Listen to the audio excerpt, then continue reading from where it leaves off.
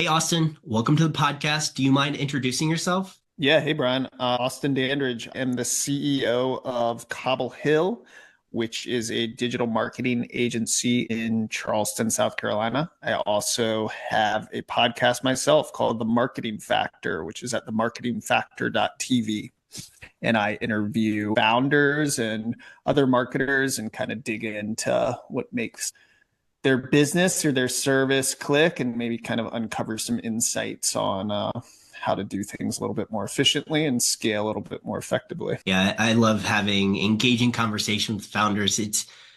I have, I have my MBA, but through a lot of these conversations, there's so many like little nuanced things that you can pick up through these conversations that I honestly think is more valuable for me as a founder than going back to school and getting a master's degree. Oh, for sure. That's why it's great living in like the YouTube era of content. I mean, there is something to be said for like being, around other people and learning and engaging socially and the type of experience that you get in college, but you can learn anything you want on YouTube these days, which is incredible. I think that there have been more than one drywall tutorial in my history if you go back and look at it. Yeah. A lot of car stuff too. Yep. I've got a guy for that, so I'm trying to get a little better at that, just doing it myself. love that. So, can you tell me about your background, right? You kind of started out as a photographer and then,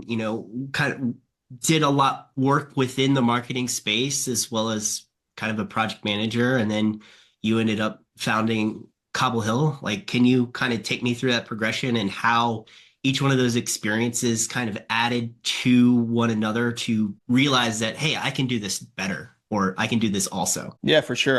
I'm a lifelong creative. I've always been my favorite class in high school was photography. I just remember going into the dark room and messing around in there, and the teachers always thought my photography was great, and I never got praise for anything in any other classes like math or anything like that. So kind of took that and was a musician too, and so my got a lot of kind of experience through just promoting the bands that I played with and marketing them and shooting photos for them and creating album covers and posters for shows and stuff like that, and just being exposed to the creative side of the business there. And I went to VCU in Richmond, Virginia, and started an Afrobeat band there.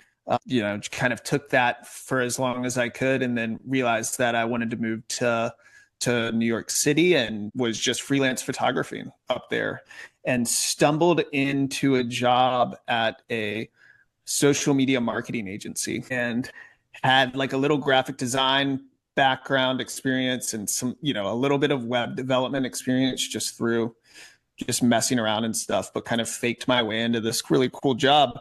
And we were doing work for like the New York Knicks and, Madison Square Garden and the Rangers and Absolute Vodka and all these cool brands. And it was right when Facebook was brands were just starting to get on Facebook. And we were building apps for all these brands within Facebook. So Facebook, much different kind of application back then, but you had apps within. You would go to facebook.com/New York Rangers, and there would be apps that you could kind of play on their Facebook page. And we built all these great apps and stuff like that. And my wife went to school at College of Charleston, and after a few years in New York, we decided we want to move down to Charleston, South Carolina, and came down to Charleston. And there was really no one doing any sort of like cool creative work at the time. And I kind of took, all of the experience that I had gotten from this agency in New York and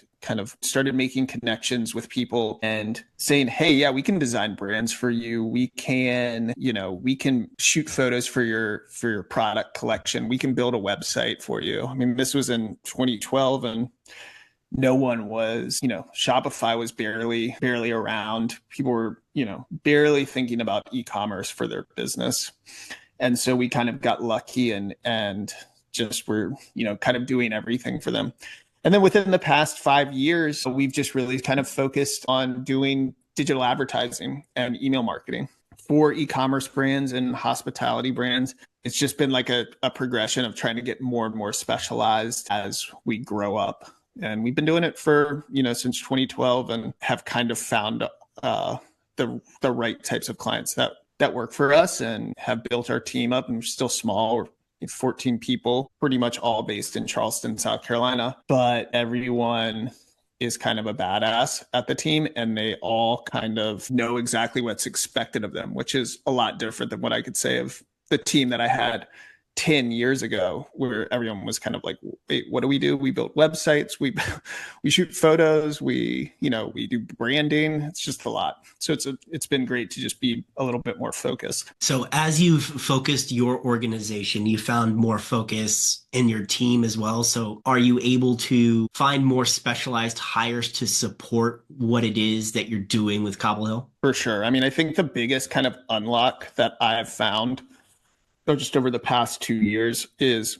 being able to specialize allows you to just hire people that have experience in what they're doing, and you pay a premium for that, but it opens up the rest of the team's time, energy, respect, effort, anything that you could possibly think of. And the more and more you do that, the more and more that compounds, and it is all of that comes back and frees up my time to start thinking about more and more ways to kind of grow the brand and grow the business, and think about the types of businesses we work with, and have more like meaningful conversations with those businesses. And so specializing has really kind of allowed us to get our priorities in line, also kind of define what our process is, and really just kind of determine, how do we want to build this team, and how does everyone know kind of what they're supposed to be doing? Take me through the process of discovering that self-discovery to niche down to something more and more specific in your organization. And how did you realize that, the digital marketing space is the space that you as an organization excelled at? Well, I think that it's been a natural progression, because we've always worked as a photographer. I was a fashion photographer, and my interest had been in fashion photography. And then when we started working with businesses, we just naturally started working with more like consumer focused businesses and more aesthetically aligned businesses. And that was the type of work that we were getting. And so as we started figuring out, all right, these are the types of businesses that we work well with, we are also saying, okay, well, we're doing all this stuff for them, but no one is, we're launching these websites, we're building these brands, and no one is actually like they're failing, or like they don't have the right kind of, strategy behind them, or their creative sucks, or like, the founders aren't aligned. This wouldn't happen all the time, but this would happen pretty frequently, enough over like a time span where it was like, okay, what can we do to accelerate the growth of these brands that we're launching? And it was when Facebook ads were really just starting to kind of get, kind of take hold. This was in like 2014, 2015, and lots of brands were like starting to dabble with it, and it was still cheap then. And we really started just working with the brands that we currently had and say, hey, we're going to start running ads now. We're going to start like running email. We have this creative experience. The way that we differentiate ourselves from other brands is we can actually we understand branding. We understand the design aspect of all of this. So we can design great ads. And back then that was a pretty novel idea. People were just like, oh, let's just run ads. Let's just show, the product catalog or whatever. No one was thinking about how we're telling the story. Now it's very it's very in vogue to be like thinking about the creative for your Facebook ads, but back then it wasn't. And so we kind of positioned ourselves a little bit that, and then there came a point where it was like, hey, you can either continue to do all of these things like kind of good, like web development, branding, and work with kind of these like mid-level clients, or there's like this other way to focus the efforts and really double down on one of these things. And I had no real experience in the advertising side. But I just found it interesting. And it also was recurring revenue, which I thought was pretty powerful because when you're doing web design projects, you're just constantly looking for that next project. And it can be really good, but it also just you start stacking projects up, you know? And so then you start needing to fill that work.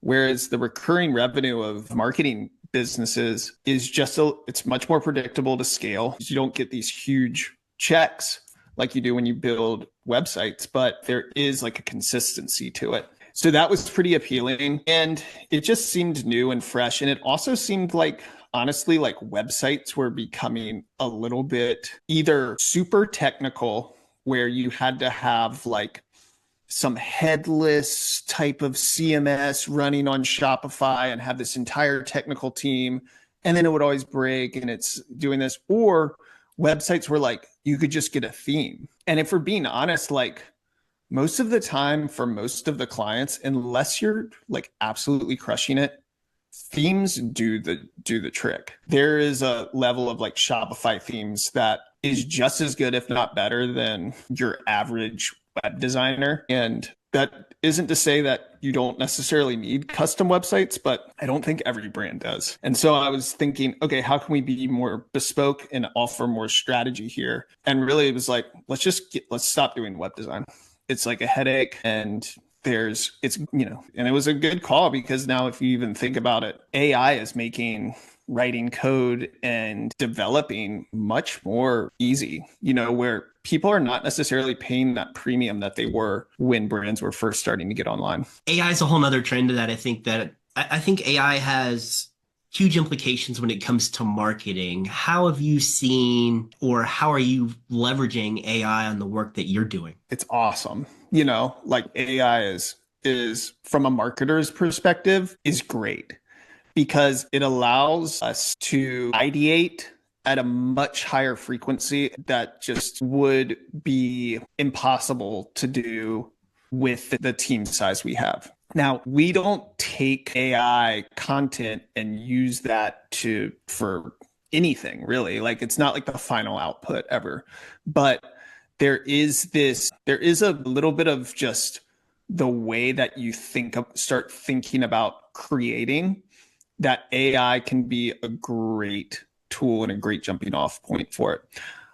We like to do mood boards.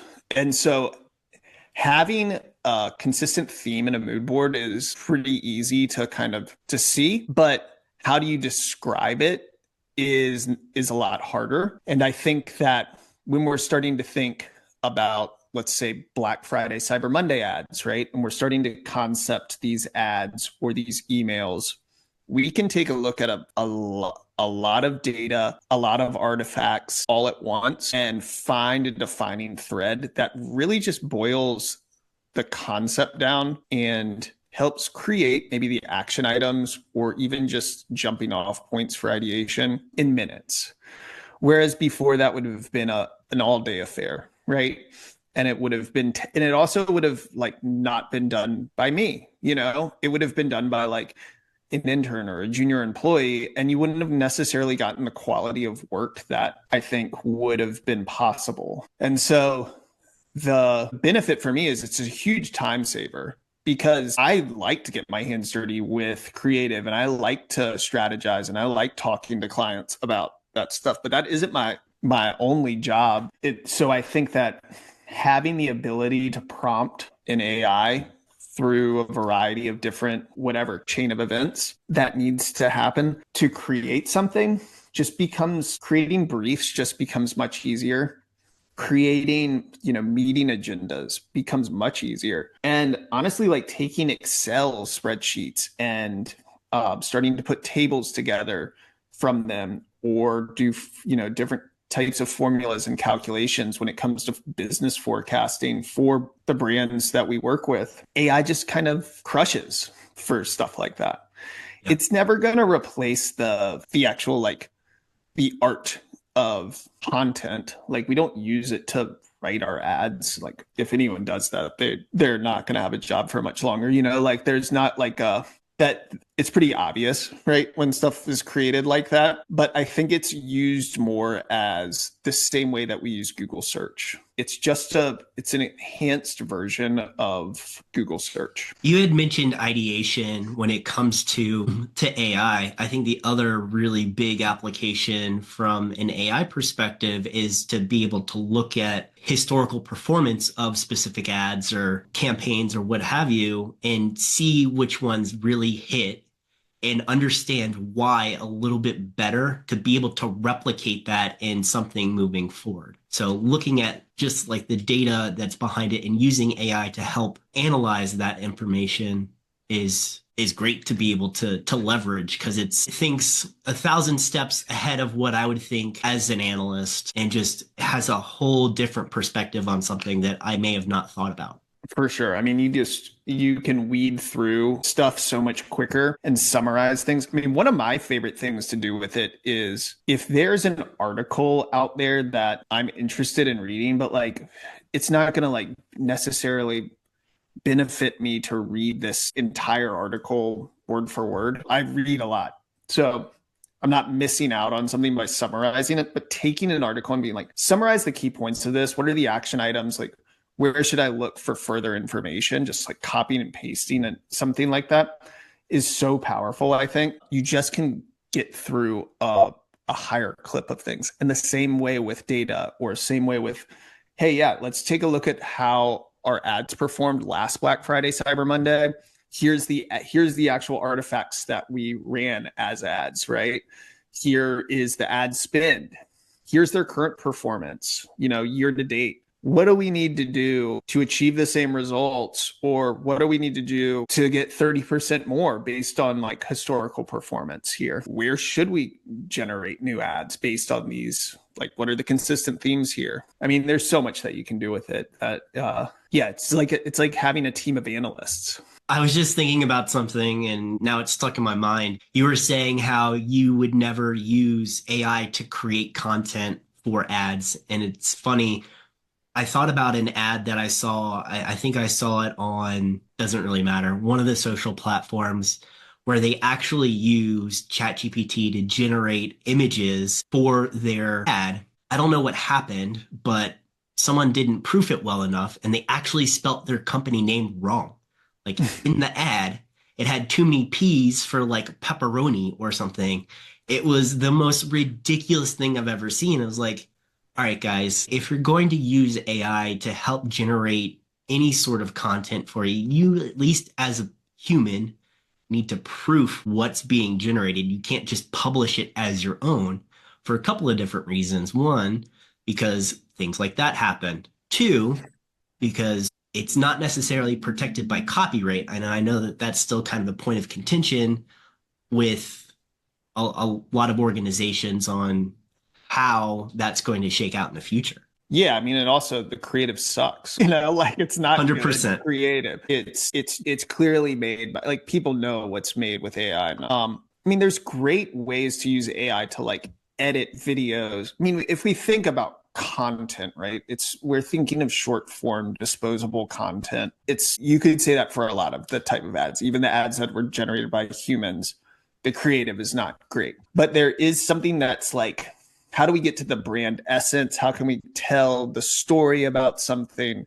How can we like utilize the selling points and the features and what makes this brand great into an ad and have that feel like it's coming from a real person and it doesn't click when it's like stuff you've thrown into some sort of modeling AI software that's going to generate a ton of ads. There's like great uses for it from a creative standpoint when it comes to editing photos, editing videos, I think. I think that's different from the like large language models type of behavior that we're seeing. But like people, I think in terms of ads and brands, they always want to feel, at least the brands we deal with, which are premium, there's somewhat of like an emphasis on the brand. It's not like something we don't work with many brands that you can buy on like Amazon. Let's just say that. There's an emphasis on the human feeling of how this product or service or hotel is talked about. And it's a feeling of like you discovered this place and or this thing and you want to be there and only you know about it and you want to tell your friends about it, right? And you don't get that with like mass produced AI stuff. And I think you're gonna see the difference there. I mean, that's gonna be what differentiates premium versus not in the future is like stuff that's, and you see it with products already stuff that's like mass produced from China. If you think of like a pillow that you get or something like that, they can buy it like Bed Bath and Beyond versus like a really nice like 8 sleep pillow that you can buy on their website that has all these features that's like clear, that's like love was put into it and stuff, and it just works. You see that the same way with just general creative. And I think that AI will be kind of the defining feature, in the next year or so about how stuff is premium or not. So you think that campaigns or creative that's being produced by people that have like a human touch and feel to it is what is going to define premium or premium for brands in the future? It's not the only thing that's going to define them, but it's going to be the thing that will make the marketing for premium brands effective is the human touch. And I think it always will be, right? The storytelling aspect of things. I mean, you see it already in like so much content. This content that you see on like, I've got a 6-year-old daughter and she watches these shows on Netflix and they're like, we're like, this is definitely created with AI or something because it's just like not good. There's no storyline. Like all the voices sound the same and it's just like kind of crap, and it's not premium. You could tell it's just like junk show. You're not going to think about the show ever again. Whereas like, I don't know, Stranger Things or something, something that's just like good, that was like clearly created with like a lot of love and thought and detail. And you can tell that it was like, there was a human touch to it. There's such a difference between those two things. And really like, that's what most people who value something, if they're going to pay a premium price, that's really what they're paying for. I mean, they're paying for the quality and that's just part of it. Let's dig into that a little bit more. Tell me, you collaborate with a lot of clients to help drive authenticity or like an authentic brand experience. Like, tell me about that process and what are some of the key elements to being able to deliver that for your clients? Well, they have to have it, like they have to have the authenticity already. It can't be fabricated. And that's the kind of the biggest thing is what we can do is help them tell that story and maybe unspool it for them a little bit and help them make it palatable from a marketing perspective. But there's no way to generate authenticity out of thin air. And authenticity comes from passion for what someone's doing. It comes from like a sense of trying to make something better, then make something new, make something fresh to inspire people. That comes in all shapes and sizes. You have a lot of people who have great stories, we have a great client who makes biscuits, and not just any biscuits. It's not like Pillsbury. This is like her mom's recipe, and she's been, it's passed down to her. She's makes them with real ingredients. There is like a passion in what she's doing.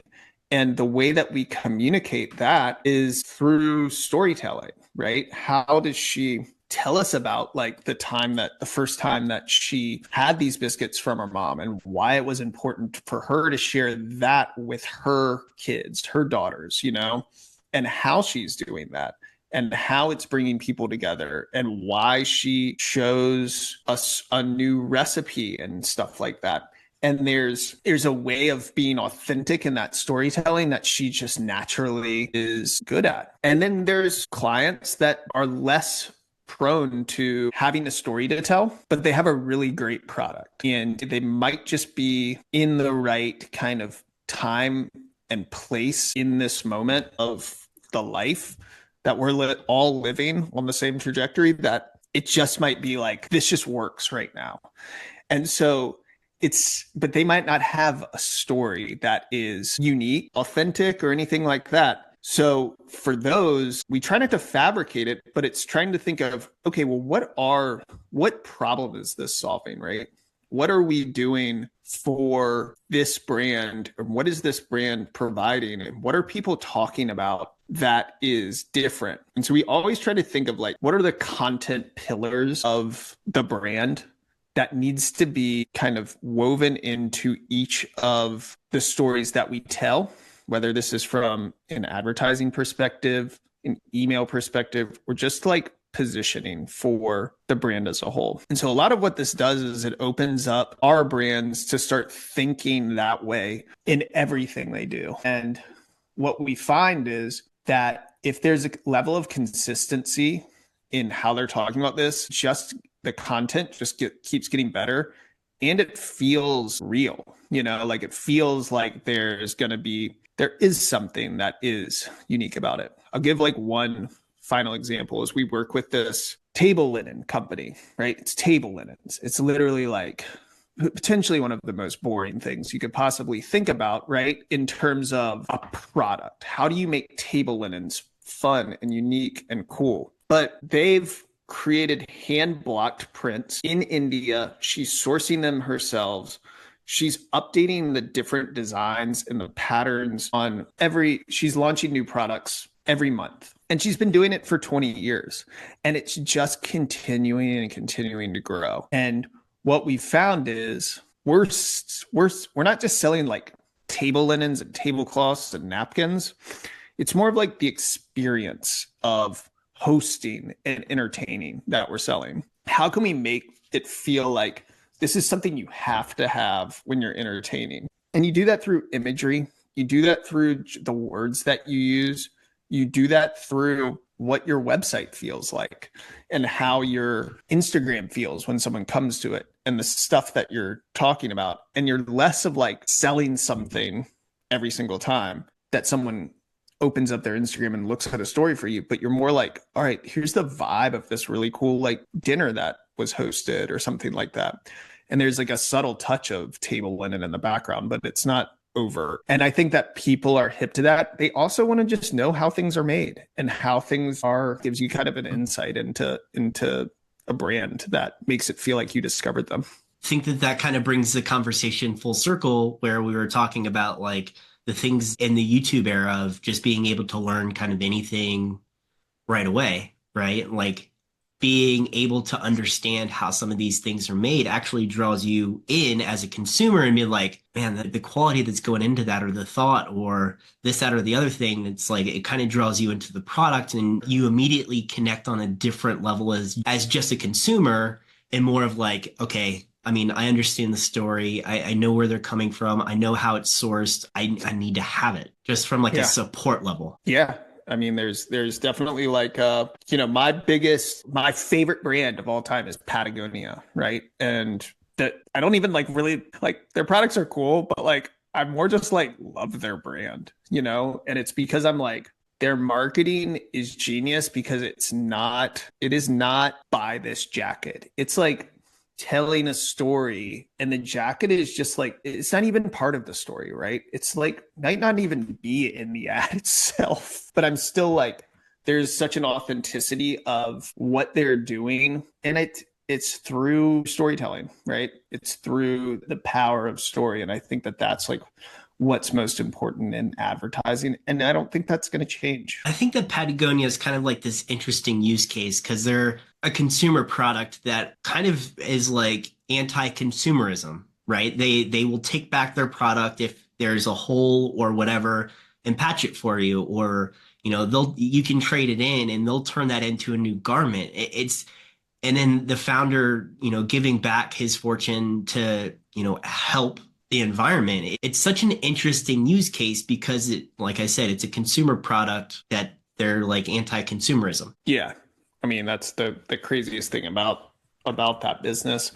And that's obviously like from a positioning standpoint, that's bold of them to do. It's also a little bit like it's antithetical to capitalism or anything like that. And so it feels a little bit like that's cool. Like feel like I'm down for that. But for me, that is like it's tertiary to the fact that they just tell cool stories, and they have like great brand ambassadors who I really like. And there's something that's like just ingrained in that brand that everyone knows about and everyone can kind of get behind. It's really hard to create that. I think that if you were to think about it a little bit, but they were inspired by them, but like Yeti is doing a pretty good job of kind of also creating something that's somewhat similar from like a brand positioning standpoint, where you could see that brand like 40 years from now still kind of having a really strong story to tell. Yeah, no, that's a great point. Marketing and branding is such an intricate thing now. It's not just a logo. It's, how you represent your brand out in public. It's who else represents your brand through their actions or through their storytelling on your behalf. Branding has become such a much bigger thing to like, I've got a friend of mine who she curates her entire Instagram page that like everything, like if you were to not just take a look at one picture, but her entire page, it's like everything's blocked out the same way. And that's kind of her personal brand there on Instagram. So it's such an interesting becoming, I think, more and more of this bigger thing than just like a name and a logo. Yeah. Yeah, you're right.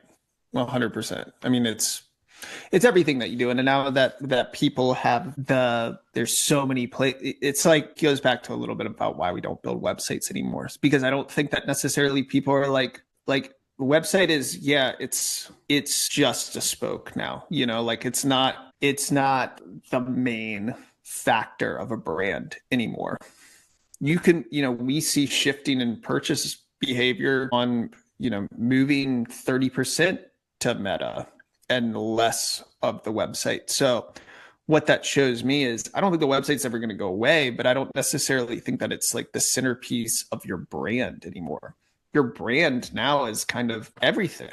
It's your Instagram feed, it's the ads that you run, it's your website, it's your logo a little bit, but like branding agencies now, like they kind of had their work cut out for them. It's less about like there isn't like here's your style guide and how your logo should be applied and the type of font you should use and you can't stack this, blah blah blah. It's like that doesn't really work now because there's a much different way of communicating a brand that is very complex in terms of the platforms, but at the same time, it's more about the way that you're telling the story from a branding perspective and less about aesthetically how this logo stacks. And that's what makes those brands like Patagonia and Yeti, I think, universal and have great branding examples. I mean, I'm sure they have great style guides that are built in there, but their style guides are constantly evolving. I can tell you that. All right, Austin. So it's been a great conversation so far. We've come to the end of the podcast. This is where I give you 90 seconds to plug anything that you're passionate about.